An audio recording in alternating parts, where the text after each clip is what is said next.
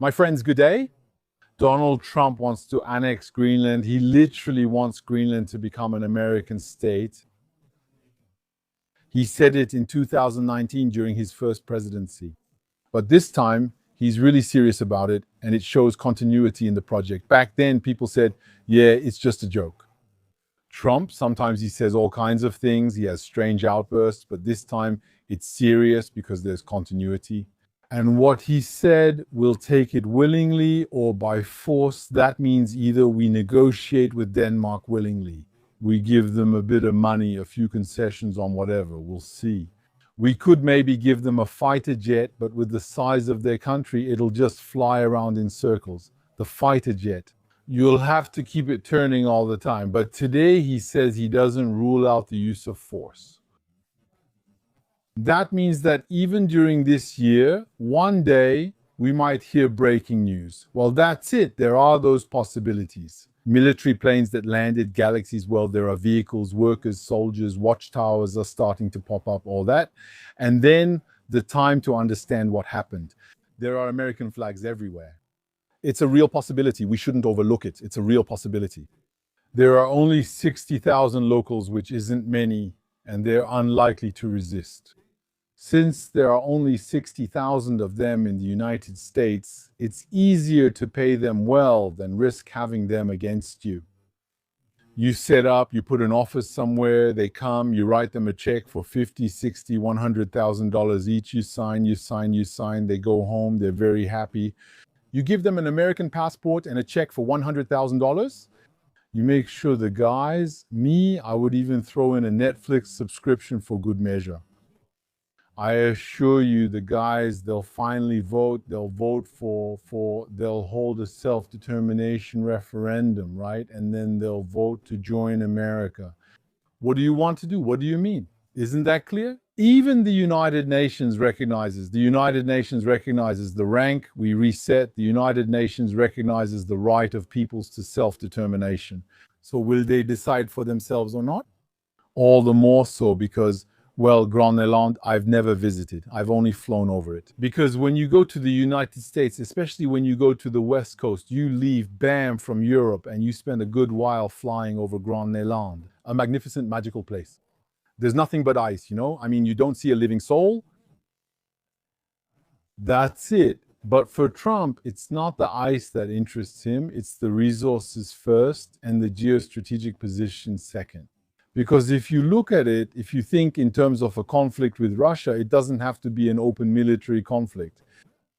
But if you look at a conflict with Russia, it's better to have a buffer zone between yourself. Because here, I'm asking you not to look at the map or the world map from where your eyes are on the equator. Because there you get the impression that there's a good distance between the United States and Russia. In reality, they're much closer, they're countries. When you start going up, if you look at a Lambert projection, a polar projection of the Earth, you'll see that these are countries that almost touch each other in some places. There are, I think, don't quote me on this, but I think there are 4 kilometers between Russia and the United States. All right, so having Greenland allows for polar access. Imagine that. It would be great for them and the United States, especially if you look closely. To the north of their country, of their mainland, there's Canada, which takes up all the polar regions. So that's a blockage. Whereas if suddenly they have access to Greenland, you can imagine they could literally go all the way to the geographic North Pole. And then they're safe, because on the other side, there's Russia, there are the Russian territories. You can see the interest. Also, the raw materials and resources we find matter. We know what's there now, but there's also the unknown. If it turns out there are even more things, maybe there's oil, you see. So there you go. There's a logic in Trump's approach. But let me tell you something. The logic is the logic of the strongest. If you look at when the Ottoman Empire started to collapse, it was called the sick man. The Europeans organized themselves, discussed, and said, well, what do we take? And that's how lands ended up, lands that were under a protectorate. If you want domination, it was ownership. I don't like the term protectorate, because those are terms, if you want, that empires use. You see, the thing is, yes, that's a protectorate. We're here to protect them. You're not protecting anyone. As an empire, you invade, kill those who resist, crush and control the people, then call it a protectorate. I'm protecting you. You know how it is. He's protecting me. You get it.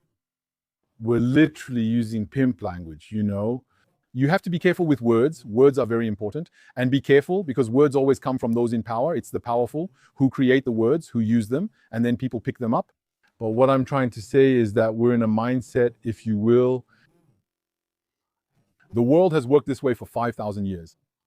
It's not Trump who just invented this mechanism. I'm not defending him, but I'm just saying that it's a mechanism. When empires start to weaken, they get taken down, that's all. Others come along and say, well, now that's mine. And it's a way that's historically acceptable to do things. Honestly, my friends, look at the lands, take a world map, take a, what do you call it, a dot, okay? You throw a dot at the world map. I guarantee you that the country where it lands will have changed hands quite a few times. The land where it lands will have changed hands quite a few times over the last millennium. What do you think? Earth's appearance changed over the last 1,000, 2,000, 3,000, and even just 20 years. Listen, I mean, I'm old enough to remember Yugoslavia. You know what I mean? Where is Yugoslavia today? You see, so countries don't have a definite and eternal existence. And what about the people living in them? Sometimes they lower one flag and raise another, or they change their name. All of that. And that's very typical of empires that are at their end. So the United States is following the traditional logic of the imperial vision. What does it mean to be an empire? It's military strike power, economic strength. It's also diplomatic power and cultural influence. You see all these powers, you can combine them, soft and hard power, hard strength and soft strength. There are several levels of power that are used, but they combine to create a country that inspires fear. You see, you don't mess with it. At the same time, Europe doesn't have this vision. Europe, it doesn't understand power dynamics. In Europe, we have moral relationships. You see, we have a superior morality. You know, we have pure feelings. Let me give you a simple example. He just said today in Europe that yes, construction, listen to this one, you're going to be shocked. The construction of artificial intelligence data centers is not compatible with the Paris climate agreements.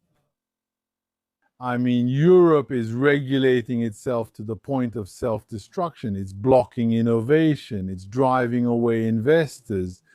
It's transferring its factories, its know-how, its intellectual property abroad. It's really leaving the civilizational progress of humanity behind, and then it's shocked that others aren't doing the same. I mean, Europe is destroying itself for the Paris agreements. Meanwhile, the Americans, the Chinese, and others are quickly negotiating the terms of artificial intelligence. If they need to build 1,000 data centers, they'll build 1,000 data centers. If they need to power them with nuclear plants or with coal or gas or whatever, they'll do it. This is a civilizational life or death issue. The Paris agreements, just follow the rules. Meanwhile, Belgium, the United Kingdom, and Germany are blowing up and destroying nuclear power plants in Belgium. I don't know if it's been done yet. It's supposed to happen in the next few days, blowing up a nuclear power plant. Germany did the same, and the United Kingdom filled in gas wells with concrete. Is to prevent something, which is why they're doing it. Why not just shut down the nuclear power plant instead of demolishing it? Because if there's ever a crisis later on, we won't be able to rebuild it. Because with the current regulations, it's not possible to build new ones. It would take 15 or 20 years to get a nuclear power plant up and running. So we're preventing future generations and even the current generations from being able to turn back. Even in an absolute life or death emergency, they wouldn't be able to start over. Seeking a solution, but none exists. So not only look at what they're doing, not only are they creating crises in Europe, but they're also making solutions more and more complicated. You see what they're doing. So Trump, in this case, sees this Europe, Today, the Americans, you just have to look at them, because when they talk about Europe, they say Europeans are poor. I went to Europe, they don't even have air conditioning, the Europeans. They even have escalators that are stopped for the climate. They have European salaries. Sometimes they're posted on social media and people compare. They say, but how do these people live? You see, Europe is starting to be seen as a yesterday globalized continent, okay? And Americans are losing all respect for that continent.